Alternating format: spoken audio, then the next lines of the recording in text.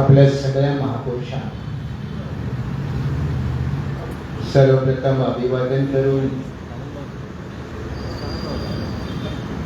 ज्यांच्या जयंतीचं द्विशताब्दी वर्ष सुरू झालं ते डॉक्टर बाबासाहेब आंबेडकरांचे 3 गुरुपैकी एक गुरु, ज्यांना सामाजिक बदलाच्या पायाचं भारतामध्ये क्रेडिट दिलं जातं, ते महात्मा ज्योतिबा फुले, सावित्रीबाई फुले. 14 तारीख 2 दिवसावर आहे. त्यामुळे बाबासाहेब आंबेडकरांची जयंती आणि त्यामुळे या दोन्ही गुरु शिष्याच्या जयंतीच्या तुम्हाला शुभेच्छा देऊ. मच्छिंद्र कांबळे आणि त्यांचे सगळे सहकारी एम.के. पब्लिकेशन यांनी आज म्हणजे मल्टीपर्पज कार्यक्रम ठेवलेला. मल्टीपर्पज म्हणजे एका पाक्षिकाचं उद्घाटन, बहुजन मीडियाचा रोल, आंबेडकरी चळवळ, राजकारण, त्याहीविषयी आपल्याला एका मांडवामध्ये अनेक लग्न लावायची सवय आहे, सामुदायिक विकास सुरू आहे. त्याची कारणं अशी आहेत की आपले इश्यू खूप आहेत. त्यामुळे कुठला धरावा कुठला सोडावा, त्यामुळे जमेल तेवढं एकाच वेळेला घेऊन जाता यावं अशा त्यांच्या प्रयत्नातून आजच्या कार्यक्रमाचं नियोजन आहे. माझ्यापूर्वी डॉक्टर चेतना सोनकांबळे यांचं भाषण मीही आज पहिल्यांदा ऐकलं. त्यांचे वडील आमच्या चांगल्या परिचयाचे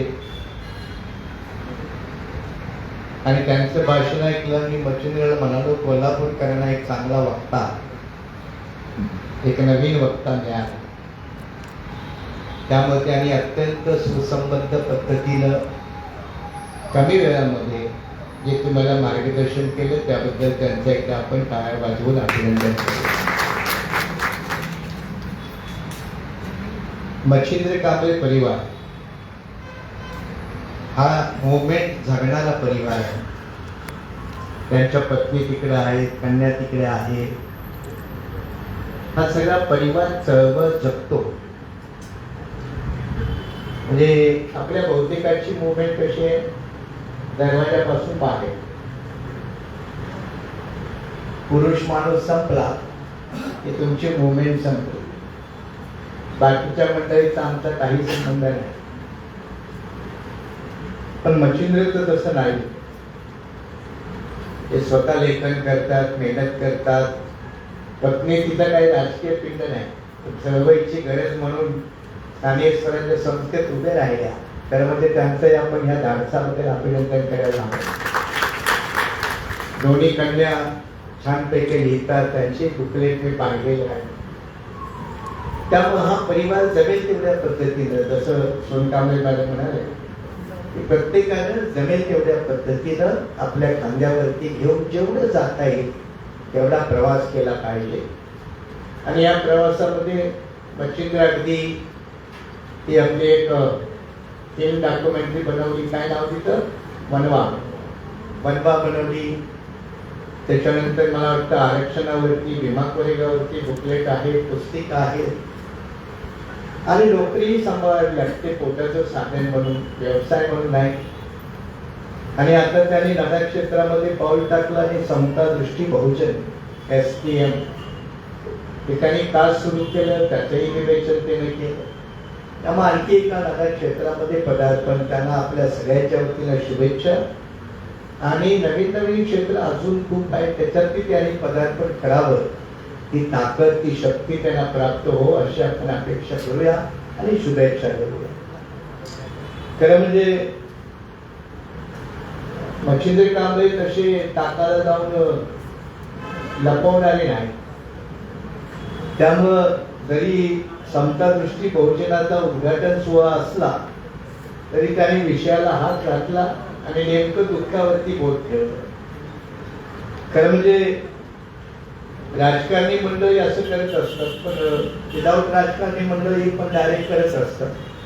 आणि त्यामध्ये आमचे कोलटकर आहेत, मच्छिंद्र आहेत, बाकी कोल्हापूरमध्ये तशी बऱ्यापैकी मंडळी आहेत त्याच्यात अशा पद्धतीनं विवेचन करणार. पण हा अंक मी जेव्हा त्या पाहिला, कारण मी पहिल्यांदाच पाहिला, त्यांनी उपवर्गीकरणाची एक लीड बातमी बनवली.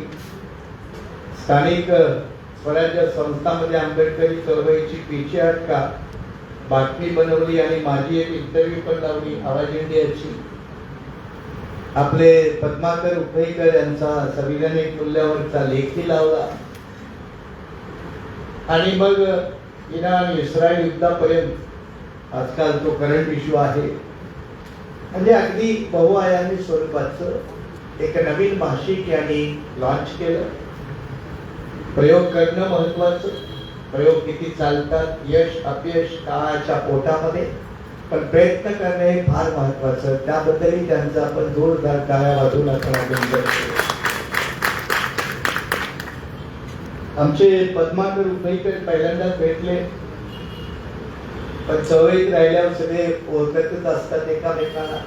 त्यांच्याही पुस्तकाचं आपण पद्मलेख याचं उद्घाटन केलं. मला इथं आल्यावर ते पुस्तक मिळालं. सकाळी मी सोलापूरला होतो, 2 वाजता सोलापूर सोडलं आणि 6 वाजता मी कोल्हापूरला आलो. आणि त्यामुळं धावतं असताना त्यांनी पुस्तक हातात ठेवलं, ते चाललं. आणि त्यातला एक संदर्भ मला त्यांच्या लेखातला बरा वाटला. राज्यघटना निर्मिती प्रक्रियेमध्ये संविधान सभेमध्ये 15 महिला होत्या. त्याच्यावरती त्यांनी एक लिहिलंय, त्याचे नाव आहे, त्यामध्ये एकच महिला ही अस्पृश्य आहे. दाक्षिणी वेलायधर ही केरळामध्ये शिक्षिका होती, पण ती काँग्रेस पक्षाची, त्याला सगळं काँग्रेसच होतं.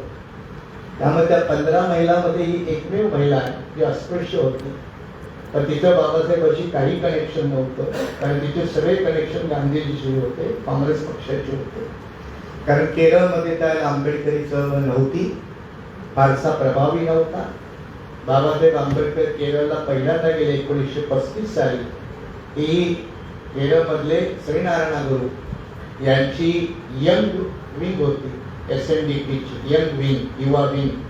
त्यांनी बाबासाहेबांनी जेव्हा धर्मांतराचा प्रश्न घेतला तेव्हा ती भूमिका ऐकण्यासाठी पहिल्यांदा केरळमध्ये बोलवलं होतं. म्हणजे बाबासाहेबांची एंट्री पण केरळमध्ये खूप लेट आहे. आणि बाबासाहेबांच्या वरती केरळमध्ये मल्याळम भाषेमध्ये पहिलं पुस्तक 1982च आहे. त्यावरनं तुम्ही अंदाजा लावू शकता की बाबासाहेबांना तिकडे पोहोचायला किती उशीर झाला असेल, किती वेळ लागला. या छोट्याशा जुजबी बाजू आपल्या समोर ठेवल्यानंतर काही मूलभूत बाबी आपण या निमित्ताने विचार करूया. एक म्हणजे फुल्यांची जन्मशताब्दी, द्विशताब्दी. याच्या अगोदर 150 वर्षांची शाहूराजांची झाली, वामनदादांची झाली. काय झालं? वामनदादाची जेव्हा जन्मशताब्दी आली 22ला, तेव्हा मी पत्र लिहिलं होतं शासनाला की वामनदादा सारख्या ताकदीच्या माणसाचं शासनानं यथोचित गौरव करणं गरजेचं आहे. त्यावेळेला महाविकास आघाडी सरकार होतं, मी महाविकास आघाडीत होतो, माझा पक्ष होता. आणि महाविकास आघाडी फुले शाहू आंबेडकरांच्या नावाशिवाय पाणी पित नाही, पण त्यांच्या हातून काही घडलं नाही. मग 2024ला शाहूराजांचा 150 वर्ष. आणि कुणीतरी म्हटलं की एक भव्य पुतळा उभारा वगैरे वगैरे. त्यावेळेला मी महाराष्ट्र शासनाला पत्र लिहिलं की शाहूराजांच्या वतीनं एक नॅशनल लेवलचं इन्स्टिट्यूट एम सारखं असेल किंवा स्वतंत्र युनिव्हर्सिटी असेल, अशा लेवलचं एखादं इन्स्टिट्यूट सुरू करावं, शासनाने त्याच्यात लीड घ्यावं. पण शासनाला याच्याविषयी काही घेणं देणं नाही. आता महात्मा फुल्यांची 200वी जयंती आली, गाडगे महाराजांची 100वी गेली, महाडच्या 14 तळ्याच्या सत्याग्रहाची 100वी झाली. या ऐतिहासिक घटना ज्या कांशीरामजीच्या काळात आम्ही या सगळ्या घटनांना आठवणीत आणि पुनर्वर्धित करण्यासाठी लिस्ट वी फॉरगेट असं एक आम्ही कार्यक्रम चालवतो आहे. लिस्ट वी फॉरगेट म्हणजे याचा अर्थ असा की काही गोष्टी आपल्याला विसरता येणं शक्य नाही, त्या विसरताच कामा नयेत आणि या भूमिकेतून त्या गोष्टी पुन्हा पुन्हा नव्या पिढीसमोर त्या मांडाव्या लागतात. फुले जयंतीच्या निमित्तानं आज शासनाचा कार्यक्रम खातगुंडला आहे, फुल्यांच्या गावी आहे. कदाचित उद्या वर्तमानपत्रात त्याच्या हेडलाईन लागतील, कारण सरकारमधले लोक सामील झाले तर त्याच्या हेडलाईन लागतात. बुद्धिवादी माणसं कार्यक्रमाला आली म्हणून त्याच्या हेडलाईन नाही लागले.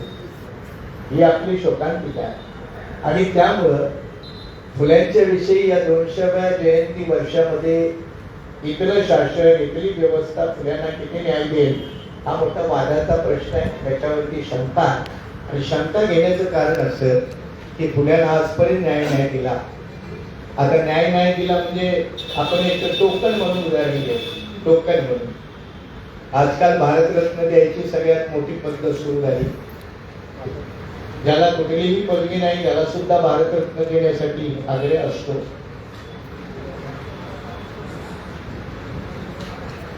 पण फुले आणि सावित्री या दोन्ही परिघाच्या बाहेर आहेत. आमचे माळी समाज बांधव बरेच वर्ष कधी कधी ही मागणी करतात. कमीत कमी त्या निमित्ताने त्यांना फुले आठवतात, हे फार चांगलं. कारण मी आता सोलापूरच्या पट्ट्यातून आलो आणि पुणे टू सोलापूर प्रवास करताना माझा पुण्यातला सहकारी तर सोबत आहे. तो म्हणे सगळे सर हे माळ्यांच्या जमिनी आहे, हा सगळा पट्टा माळी समाजाचा आहे. आणि मी त्याला विनोदाने म्हणालो मग ते पुण्याला मानत असतील तर म्हणे नाही नाही, पुण्याला कशाला मानतील, ते सगळे बीजेपीचे मतदार आहेत आणि सगळे बीजेपीचे समर्थक आहेत. आता त्यांनी म्हटलं तर मला काय आश्चर्य वाटलं नाही, कारण अनुभवानं एवढं दुःख पचवायची सवय झाली की हे काहीच वाटत नाही. आणि हे काहीच वाटत नाही म्हणून त्याला मी म्हणालो यार, एकदा उत्तर प्रदेशमध्ये मी गेलो होतो आणि तिथे एक महिला भेटली, खासदार होती. त्यामुळं परंतु खासदार झालेले सगळे लोक चांगले नसतात. त्यामुळं ती एक खासदार महिला भेटली.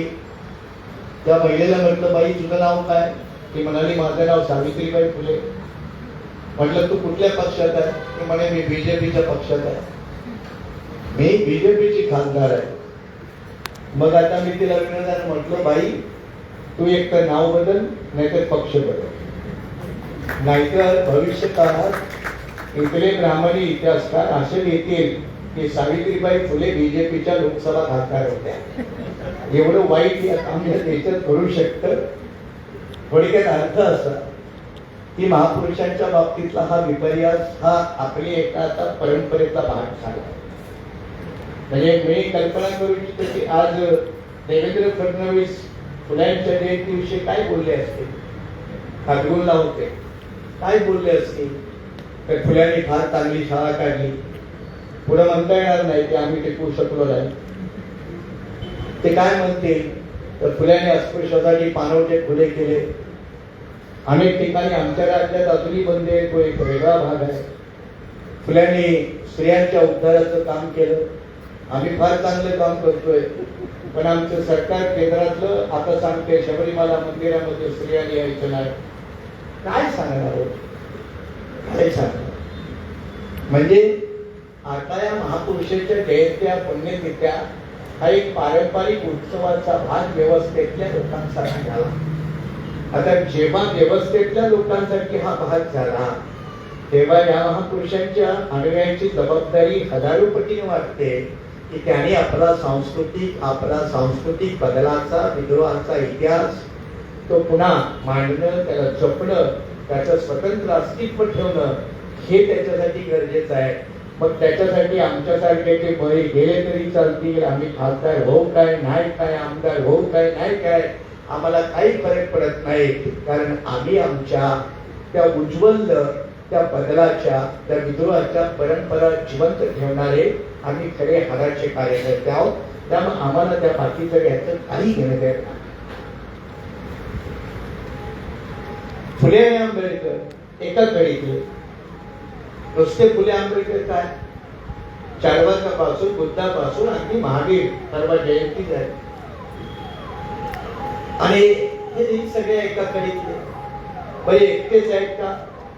उत्तरेतला रविदास असेल, कबीर असेल, नानक असेल, दक्षिणेतले श्रीनारायण गुरु असतील, पेरियर असतील, अगदी नंदनार सारखा चोकामेळाच्या तुलनेतला संत असेल, हे सगळे एका मायेचे ना. आणि एका मायेचे म्हणतो त्याचं कारण असं की यांच्यामध्ये एक सूत्र आहे, एक सूत्रबद्धपणा आहे. आणि ते सूत्र काय? त्यांनी ब्राह्मणी व्यवस्थेचा धिक्कार केला, नकार दिला आणि तिच्या विरोधात विद्रोह केला. हे त्यांच्या जीवनाचं सूत्र आहे. म्हणून कांशीरामजी एका शब्दात म्हणायचे की आपल्या भारतामध्ये एक 108 वर्षाचा एक अटूट संघर्ष आहे आणि तो संघर्ष महात्मा फुल्यापासून बाबासाहेब आंबेडकरांपर्यंत तो प्रचंड मोठा संघर्ष आहे आणि तो खरा आमचा वारसा, तो खरा आमचा इतिहास आहे. आता मी जेव्हा इतिहास हा शब्द वापरला तेव्हा महात्मा फुले हा आमचा पहिला इतिहासकार, बहुजनांचा या देशातला पहिला इतिहासकार कोण? तर त्याचं उत्तर आहे महात्मा ज्योतिबा फुले, निर्विवाद. कुणी त्याच्यात दुमत करण्याचं काही कारण नाही. फुल्यांनी सांगावं हा देश कुणाचा आणि पुढ्याने म्हणावं शूद्र अतिशूद्रांचा, इथल्या मूळ लोकांचा.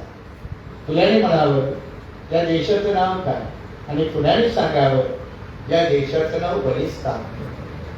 बलिस्तान या देशाचं नाव म्हणजे एका बाजूला हिंदुस्थान या कन्सेप्टचा एक वेगळा अर्थ जो आज सनातनी धर्म या कन्सेप्ट मधून पाहिला जातो, फारसी शब्दाच्या पलीकडे जाऊन तो पाहिला जातो.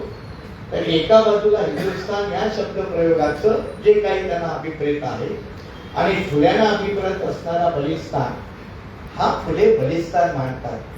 आणि मग आताही आपला खेड्यापाड्यातला शेतकरी अगदी शेती सुरुवात करताना सुद्धा आधी म्हणतो इडा पिडा टळो आणि बळीचं राज्य. हा महाराष्ट्रात फक्त बोलतो, पण केरळमध्ये ओणम, तामिळनाडू केरळमध्ये जेव्हा ओणम फेस्टिवल असतो तेव्हा प्रात्यक्षिकरित्या अनेक जण बळीच्या देशामध्ये रस्त्यावर घेतात आणि त्या बलिस्तानाची आठवण करून देतात की हा आमचा सर्वश्रेष्ठ सम्राट होता, राजा होता. आता आपल्याकडे ज्योतिबा फुले यांची जयंती आहे आणि आपल्या बाजूला ज्योतिबा, तुमच्या बाजूला ज्योतिबा. आता हे दोन ज्योतिबा कोण? एक ज्योतिबा फुले, हा ज्योतिबा कोण? आणि मग पुन्हा आपण फुल्यांच्याकडे गेलो तर कळतं हा ज्योतिबा असेल, खंडोबा असेल, हे काही तुमच्या त्या टिपिकल भानगडीतली मंडळी नाही. टिपिकल भानगडीतली म्हणजे ते तुम्ही समजून घ्या, ते टिपिकल भानगडीतली मंडळी नाही. हे खरे बळीराजाचे सरदार असणारे लोक, बळीराजाची व्यवस्था चालवणारे लोक. पण जेव्हा व्यवस्था विरुद्ध असे चांगले लोक उभे राहतात तेव्हा त्यांचं रूपांतर देवाधर्मामध्ये होतं आणि देवाधर्मामध्ये रूपांतर झालं की व्यवस्थेला अशा मंडळीला हँडल करणं अत्यंत सोपं जातं, त्यांना हँडल करणं सोपं जातं. आजकाल बघा गेल्या महिन्यामध्ये एक मंत्रालयात मीटिंग झाली. कशासाठी मीटिंग झाली? धनगावकर. मीटिंग कशासाठी झाली की आंबेडकरांची जयंती साजरी कशी करावी. मीटिंग कोण घेते? सरकार घेते. सरकार ठरवते मीटिंग घेऊन की आंबेडकरांची जयंती कशी करावी. मला काय माहित नाही आज फडणवीसांनी पुन्हा खातगुंडला काय फुल्यांची जयंती कशी करावी हे काय प्रवचन दिलं की काय मला माहिती नाही. पण जेव्हा महापुरुषाचं सरकारीकरण होतं ना तेव्हा तो लोकांचा महापुरुष राहत नाही.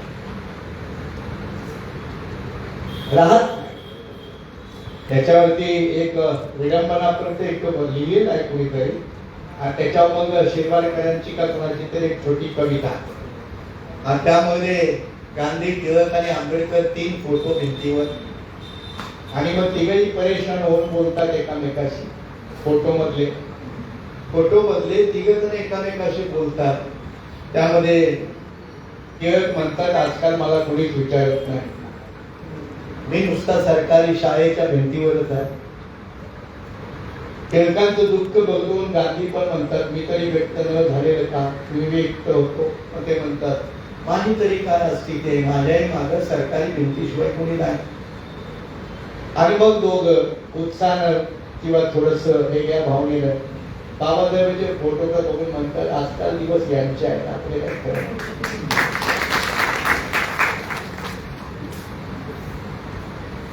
म्हणून सरकारी भिंत तुमच्या महापुरुषाच्या मागे लागली की समजायचं त्याच पाणीपत.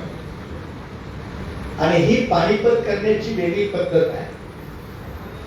अनेक पद्धतीमध्ये ही एक पद्धत आहे. आता हे पाणीपत का करायचं असतं तर 2-3 प्रातिनिधिक उदाहरणं घेऊन बोलायचं खूप असतं.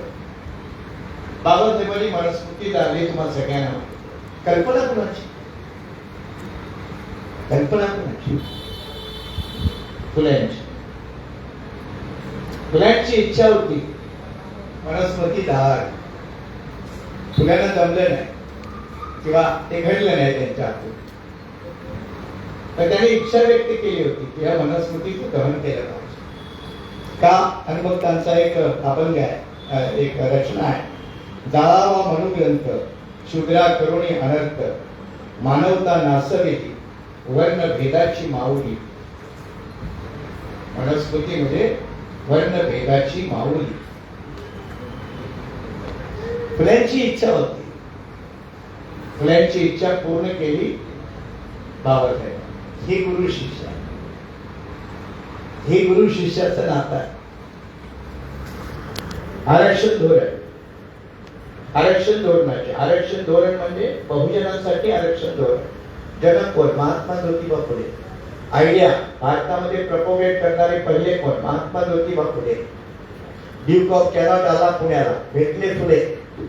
सांगितलं tell your mother we are happy nation but crores of the people are without education. Sarcastically बोलले. तुझ्या आईला जाऊन सांग. तुझ्या आईला जाऊन सांग म्हणजे काय? तुझ्या आईला जाऊन सांग म्हणजे काय? तुझ्या आईचं राज्य आहे, व्हिक्टोरिया राणीचं राज्य आहे, म्हणून तुझ्या आईला जाऊन सांग. आपल्याला गेल्या 75 वर्षात कुणाच्या आईला जाऊन सांगावं अजून कळत नाही. म्हणजे फुले राजपुत्र आहे म्हणून त्याचं पाय धरत नाही बसले, नाही विनंती करतो आता तुमचं राज्य आहे असं नाही. Tell your mother we are happy nation crores of the people are without education. Sarcastic आहे. मी जाऊन सांग तुझ्या आईला की आम्ही जशा आनंदात आहोत पण करोडो लोक निरक्षर अवस्थेत आहेत. शिक्षणाचा पाया फुले घालतात. आणि एवढंच नाही, मी मगाशी आरक्षणाचं बोललो ना. 48 दरम्यान फुल्याने इंग्रजांना एक निवेदन दिलं. आणि ते निवेदन का की शासन प्रशासनातल्या 50% जागा आरक्षित ठेवा. त्याच्या अगोदर फुल्यांची कल्पना काय? फुल्यांची कल्पना ती त्यांनी लिहून ठेवलेली आहे. सत्ता तुझी राणीबाई चौकडे ब्राह्मणशाही. सत्ता तुझी राणीबाई चौकडे ब्राह्मणशाही. कोणी शिरस्तेदार, कोणी कुलकर्णी, कोणी सावकार, सारे भट संबंधार. करती शूद्रावरती कहर, राणी हे तर आंधळे सरकार. ही कल्पना, हे फुल्यांचं बीज आहे. मग फुले काही राजे महाराजे नव्हते, नगरसेवक झाले होते पुण्याच्या कॉर्पोरेशन मध्ये. पण त्यावेळेचा नगरसेवक आणि आजचा नगरसेवक फरक आहे. मग त्यामुळे फुल्याला काही ती पावर नव्हती धोरण राबवायची. फुल्यांना शिष्य भेटला शाहू राजा, देशातला पहिला राजा बनला. स्वतःच्या राज्यामध्ये आरक्षण धोरण लागू. आणि मग फुल्यांना दुसरा गुरु भेटला देश पातळीवरती ताकदीचा डॉक्टर बाबासाहेब आंबेडकर. त्यांनी राज्यघटनेमध्ये आरक्षण आणलं आणि महात्मा फुलेची संकल्पना पूर्ण केली. बाबासाहेबांनी गुरु निवडताना जात धर्म पंथ रक्त असल्या फालतू गोष्टीला कधी थारा नाही दिला. मी फालतू शब्द जाणीवपूर्वक, कारण काही शब्द तुम्हाला तसेच वापरावे लागतात. जातमुक्त होणारा समाज समूह जातीचं भांडवल करतो, तो प्रॉब्लेम आहे. हिटलरच्या वंशवादाच्या थेअरीची जे निर्वंसना करतात, जे खंडन करतात, त्यांनी वंशवादाच्या गप्पा माराव्या.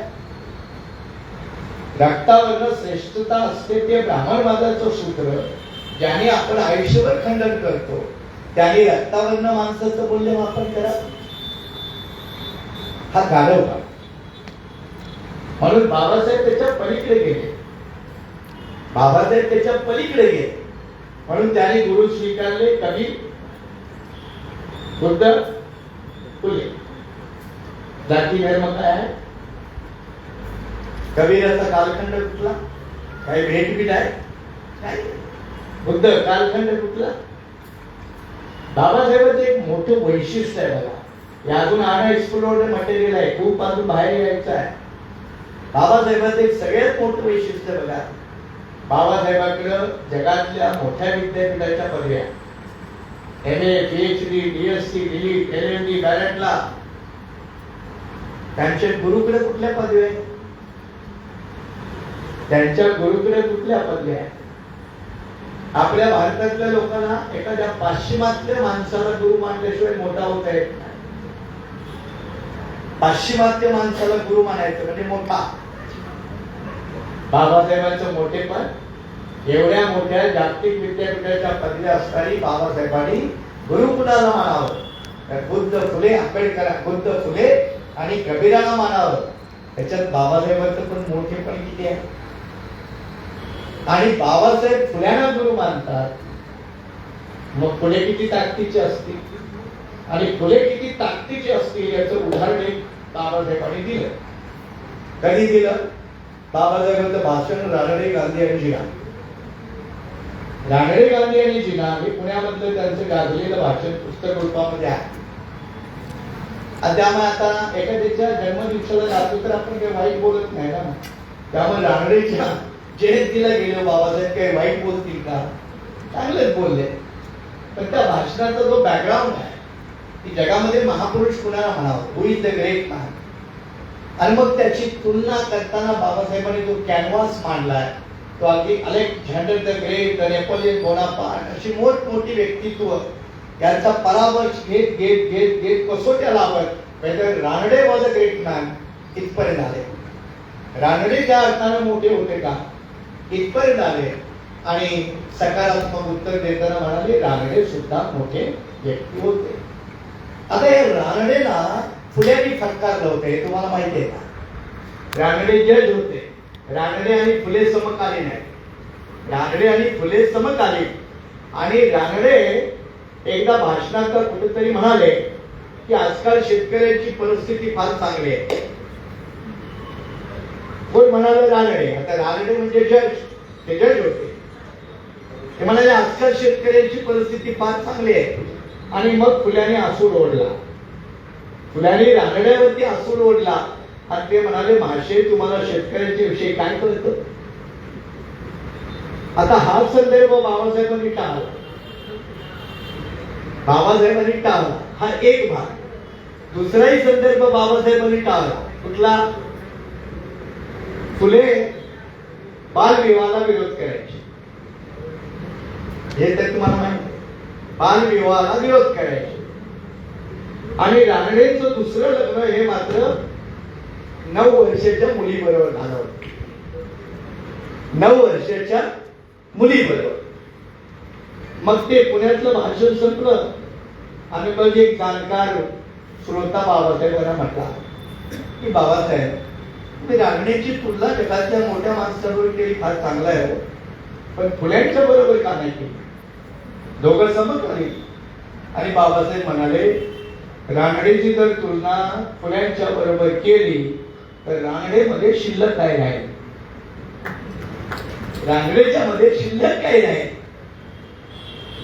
म्हणजे महात्मा फुलेची उंची किती आहे? उंची किती आहे? तुम्ही लिहिलंय विद्ये विना मती गेली, मती विना, हे सगळ्यात तुम्हाला कोल्ड पाठ आहे ना. शिक्षण किती बेसिक आहे. शाहूराजाने त्याच्यासाठी काय केलं असं मी सांगायची गरज नाही. कोल्हापूरकरांना तेवढं तरी इतिहास माहित आहे, नव्या पिढीला माहित नाही, तो करणं गरजेचं आहे, तो भाग वेगळा. पण फुल्यांचं दुसरं एक कोटेशन आहे आणि ते आहे फुल्यांचा पॉलिटिकल डिस्कोर्स. फुल्यांच्या पॉलिटिकल डिस्कोर्सचा विषयी फारसं लोकांमध्ये जागृती नाही. फुले आणि बुद्ध यांच्या नात्याविषयी, बुद्धाच्या विषयी फुल्यांचं काय मत आहे? याच्याविषयी फारसं अजून स्पष्टीकरण नाही. पण फुले बुद्धाला आदर्शवंत मानत होते. ब्राह्मणी धर्माच्या विरुद्ध बंड करणारे बुद्ध हे त्यांना आदर्शवादी होते आणि त्यामुळे बुद्धाचंच तत्वज्ञान फुल्यांनी सार्वजनिक सत्य धर्म या वेगळ्या पकडीत मांडलेला. मी जसं म्हणालो की विद्येविना मती गेली नाही, पण फुल्यांनी पॉलिटिकल डिस्कोर्स मांडला. राजकीय तत्वज्ञान मांडताना फुले म्हणाले, सत्य विना सकळ कळा आली अवकळा पुसा बेबरा. शिक्षणा वाचून आहेच आहे, पण सत्तेपासून तुम्ही दूर गेलात म्हणून शूद्राची की वाईट परिस्थिती झाली. एवढं अत्यंत क्लॅरिफाईड असताना सुद्धा आपल्याला फुले अजूनही पाण्याची विहीर खोदली, शाळा सुरू केली, याच्या पलीकडे आपला फुले जात नाही. का तर बाकीचा फुले आपल्याला पेलवत नाही, बाकीचा फुले पेलवत नाही आणि बाकीचा फुले इतरांच्याकडे जाताच कामा नये. हा जाणीवपूर्वक प्रयत्न आहे. फुल्यांनी सगळ्या बहुतांशी वर्गाला शूद्र अतिशूद्र या दोन शब्दाच्या व्याप्तीमध्ये समाविष्ट केलं. थोडं पुढं फोड करून त्यांनी शेठजी भटजी लाटजी अशी समाजाची विभागणी केली. एका बाजूला शेठजी भटजी लाटजी हा एक समूह आणि दुसऱ्या बाजूला शूद्र अतिशूद्र. हे बायफर्केशन करणारे फुले या भारतातील पहिले महापुरुष आहेत. पहिलं बायफर्केशन शास्त्रशुद्ध बायफर्केशन आहे आणि हे एका बाजूचे हे दुसऱ्या बाजूचे. आता या बाजू ज्या आहेत, एका बाजूला फुल्यांनी शूद्र अतिशूद्र करावं, बुद्ध बाबासाहेबांनी पुन्हा कांशीरामजींनी त्यांना बहुजन म्हणून एकत्र आणावं आणि एकत्र आणताना जातीची बंधनं कमी करावी, शिथिल करावी. मग आम्हाला फुले आंबेडकर पसंत नाही, मग आम्ही जातीची बंधनं इथून पुढे मजबूत करण्याची धोरणं राखू आणि त्या धोरणाचा भाग म्हणून आता उपवर्गीकरण हा येतंय. आणि त्या उपवर्गीकरणाविषयी तुम्ही समता दृष्टी बहुजन मध्ये लिहिलं. आता याच्यावरती मी फार बोलणार नाही.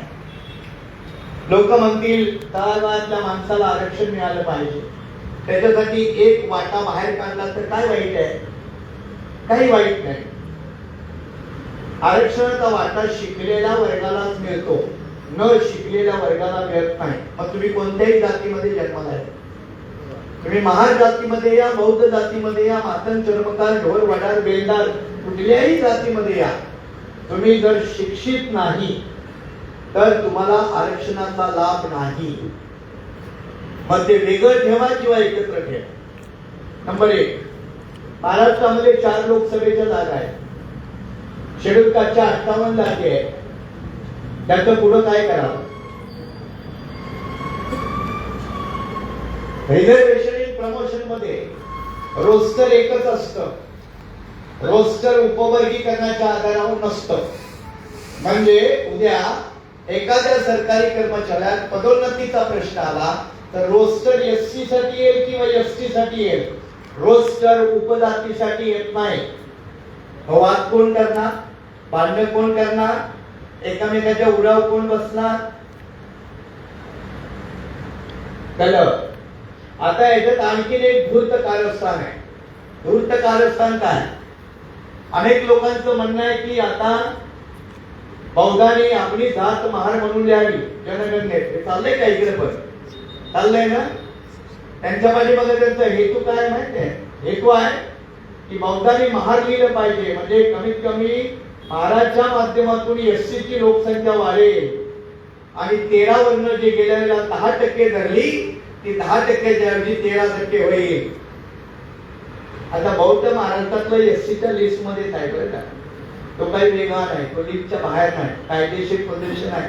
त्यामुळे बौद्ध लिहिलं तरी तो एससी येतो. पण बौद्ध कोण? याच्यात 2 फरक आहे.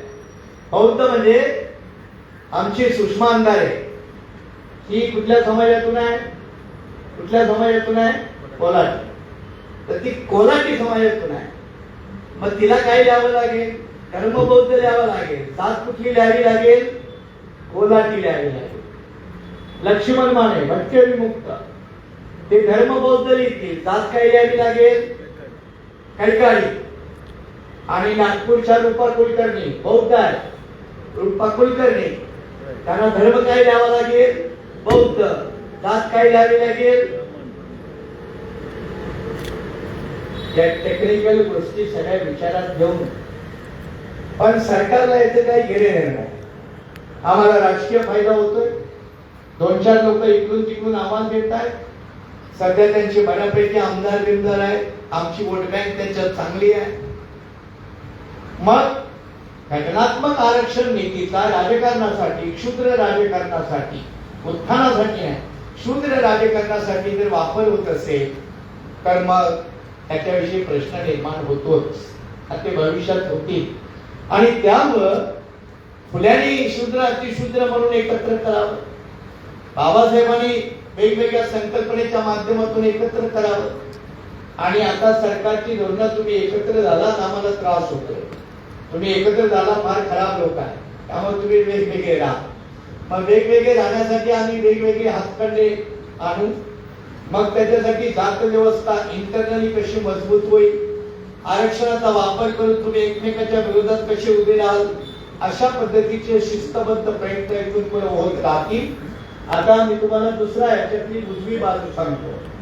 तामिळनाडूमध्ये अनुसूचित जातीचं रिझर्वेशन 19% आहे. यूपी एवढंच आहे, 19%. अगोदर सगळे एकत्र होते. इथे एक जात आहे अरुंधती या नावाची, ती कोयंबतूर पट्ट्यामध्ये म्हणजे पश्चिम तामिळनाडू पट्ट्यात आलं. त्या अरुंधती या जातीने ठरवलं की आम्हाला आमचं वेगळं रिझर्वेशन द्या. आणि मग त्याची लोकसंख्या निघाली 3%, मग त्यांना 3% दिलं. 20%मधून 3% काढून दिलं. आणि मग 5 वर्ष झाली, स्टडी केला. त्या स्टडीमध्ये हे आढळलं की ते 20% होते तेव्हा फायद्यात होते, आता 3% आहे तर नुकसान मध्ये आहे. काय घडलं? आता महाराष्ट्रामध्ये आपल्या एससी मध्ये जाती किती आहे? 59. उद्या प्रत्येक जात मध्ये आम्हाला वेगळं द्या. हा सगळा प्रवास आरक्षण धोरण संपवण्याच्या षडयंत्राचा भाग आहे. हा षडयंत्राचा भाग आहे. तो नीटपणे समजून घेणं, लोकांना समजावून सांगणं, त्यासाठी 4-2 लोकांचं बरं वाईट पण स्वीकारणं, या सगळ्या तयारीनिशी अशा देशाला आपण डील केलं पाहिजे. कारण ही इमर्जिंग आव्हान आहेत, आता नवीन नवीन आव्हान. या नवीन आव्हानामध्ये हेच नुसतं असं नाही, अनेक आहे. सावित्रीबाई फुल्यांचा किस्सा सांगून मी थांबणार. काय किस्सा? सावित्रीबाईंनी फुल्यांच्या चळवळीची पताका खांद्यावर घेतली, तुम्हाला माहिती आहे. स्वतःच्या खांद्यावरती घेतली आणि स्वतःच्या खांद्यावर घेतली एवढंच नाही, ताकदीने चालवली. काय ताकदीने चालवली? पुढे गेल्यानंतर जुन्नर पट्ट्यामध्ये फुले परिवाराच्या अनेक जमिनी होत्या, महात्मा फुल्यांच्या जमिनी होत्या. आणि प्रचंड मोठा दुष्काळ पडला, प्रचंड मोठा दुष्काळ. दुष्काळ पडलं, लोकांना अन्न खायला नव्हतं. फुले गेले, सावित्रीबाई जिवंत होत्या. सावित्रीबाईंनी त्या जमिनी विकल्या आणि त्यातून अन्नछत्र सुरू केले जुन्नर मध्ये. स्वतःच्या जमिनी विकणं आणि दुष्काळामध्ये अन्न करणाऱ्या जनतेला अन्न निवाऱ्याची सोय करून देणं, हा फुले दाम्पत्याचा वारसा आहे. आणि आज आपल्याकडं वर्तमान स्थितीत पाहिलं तर कुठला तरी एखादा उपटसुंब या नावाने सरकारच्या मदतीनं बारामांगाच्या इमानी जमिनी असतील किंवा इनामाच्या जमिनी असतील किंवा बोंधुगिरीच्या माध्यमातून नाशिकमध्ये कमावलेलं जमवलं असतील आणि त्यांना सत्ताधाऱ्यांनी पाठबळ देणं, एका बाजूला हे धंदे करायचे आणि दुसऱ्या बाजूला फुले आणि सावित्रीबाईची जयंती साजरी करायची, हे विडंबन आहे. हा विरोधाभास आहे. आणि हा विरोधाभास जर आपण समजून घेतला नाही तर त्या विरोधाभासामध्ये आपण सगळे अडकतो. आणि म्हणून फुले असो, बाबासाहेब असो, सगळ्यात शेवटी जाताना, कारण मी आज 6 तास प्रवास केलाय, सकाळी 7 वाजता पुणे सोडलं, सोलापूरला पोहोचलो आणि सोलापूर दुपारी 2 वाजता सोडलं आणि मग इथे 6ला पोहोचलो. उद्या गडिंग्लज आहे, परवा आणखी कोयना नगर दापोली आहे. शेवटी फुले शाहू हे पचवणं फार कठीण आहे, एवढं सोपं आहे. पण त्या बाबतीत एक राहत इंदोरी फेमस शेर आहे, शायर आहे, तुम्ही ऐकत असाल. त्यांचा एक शेर फार चांगला आहे आणि ते फार सटीक बोलतात. आणि ते काय म्हणतात, ते असं म्हणतात, आंबेडकरवाद कोई जहर नहीं है, आंबेडकरवाद कोई जहर नहीं है, हे काही विष नाही, ये शुद्ध देसी घी है, ये शुद्ध देसी घी आहे. कोण म्हणतंय? राहत इंदोरी. कांबळे पवार दादा नाही बरं का, कारण कांबळे पवार म्हटलं की मग ते वेगळं होतं. राहत इंदोरी म्हणताय आंबेडकरवाद कोई जहर नहीं, शुद्ध देसी घी है, जो गधों को समझ में नहीं आता, जो गधों को समझ में नहीं आता और कुत्तों को हजम नहीं होता. क्या बात है. आता या दोन महान प्राण्यांची नावं आपल्या महाराष्ट्रात पुन्हा कुणाला द्यावी, कोल्हापुरामध्ये पुन्हा कुणाला द्यावी. कदाचित जर दिली तर उद्या प्राणी मोर्चा घेऊन आले तर त्याचं काय करायचं, की तुम्ही आमची बदनामी करत आहात, आम्हालाही आमचा सन्मान आहे आणि नको त्या लोकांना आमची नावं देत आहात, आमचा अपमान आहे, अशी जर त्या प्राण्याने भूमिका घेतली तर त्याचा मुकाबला पुन्हा कसा करायचा, अशा तुम्हाला प्रश्नाच्या विश्वामध्ये सोडून मी या ठिकाणी थांबतो. जय भीम, जय भारत.